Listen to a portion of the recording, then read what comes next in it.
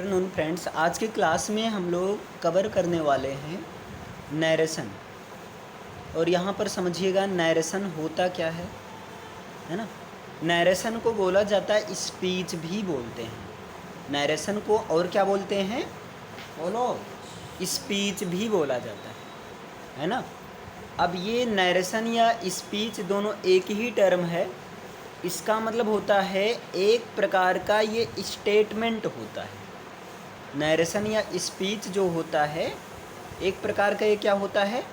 Statement होता है। मतलब कोई बात होती है, कोई कथन होता है, कोई सेंटेंस होता है। नैरेशन या स्पीच जो है एक प्रकार का स्टेटमेंट या कथन या कोई सेंटेंस होता है ना। क्लियर है ना। और किस तरह से का कथन या सेंटेंस होता है? तो देखो, ऐसा स्टेटमेंट होता है जिसमें बात दो तरह से एक्सप्रेस की जाती है।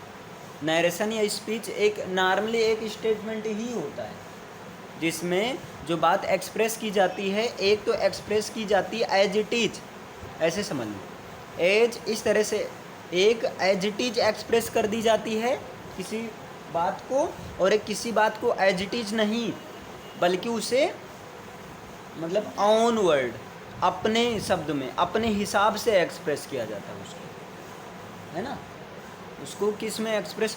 तो जिस स्टेटमेंट को एज इट इज यानी कि उसी के शब्दों में जैसा स्पीकर ने बोला वैसा ही बोल दिया जाता है, उस तरह के नैरेशन को हम कहते हैं डायरेक्ट नैरेशन कहते हैं। डायरेक्ट नैरेशन कहते हैं। डन है ना। और देखिए, जिसमें किसी स्पीकर की बात को, मतलब किसी के द्वारा कही गई बात को हम एज इट इज नहीं कहते हैं। एज इट इज का मतलब डिक्टो यार, डिक्टो ना कहकर उसको अपने ऑन वर्ड, मतलब अपने शब्दों में कहते हैं। जैसे क्लियर?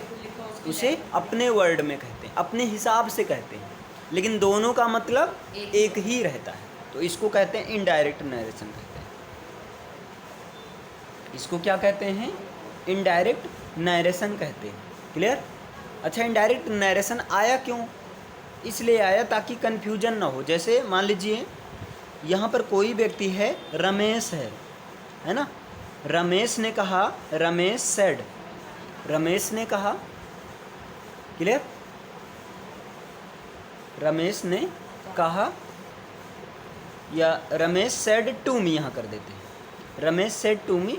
रमेश ने मुझसे कहा। Clear? I am rich. Ramesh ने मुझसे कहा मैं अमीर हूँ। मैं क्या हूँ? अमीर हूँ। थोड़ा इसको हिंदी समझ लिया जाए।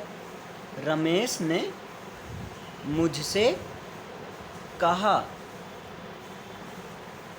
मैं अमीर हूँ।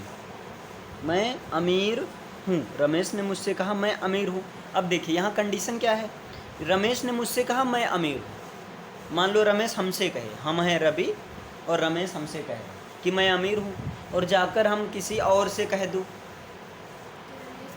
ऐसे डिक्टो कह दूँ, सेम जाकर डिक्टो कह दूँ कि रमेश ने मुझसे कहा मैं अमीर हूँ, तो अगला पर्सन समझ सकता है अच्छा रमेश ने मुझसे कहा कि मतलब मैं अमीर हूँ। मैं का मतलब रवि, मैं अमीर हूँ। हमारा मतलब पूरा जो है हमें पता ही नहीं अमीर हूँ। जैसे मान लो हम बचपन से बिछड़ गए हों, है ना, वो हमारी फैमिली वगैरह देखे हो एकदम से, और कह रहे हो कि रमेश ने मुझसे कहा, हम उनसे जाकर सेम इनकी बात को डिक्टो जाकर कह रहे हैं कि देखो रमेश ने मुझसे कहा मैं अमीर हूँ। तो अगला पर्सन मान लो श्यामू है, श्यामू समझ रहे हैं अच्छा रमेश तुम्हें बताए कि तू अमीर हो, तो ना पता मतलब क्या हुआ? कन्फ्यूजन हो गया, है ना।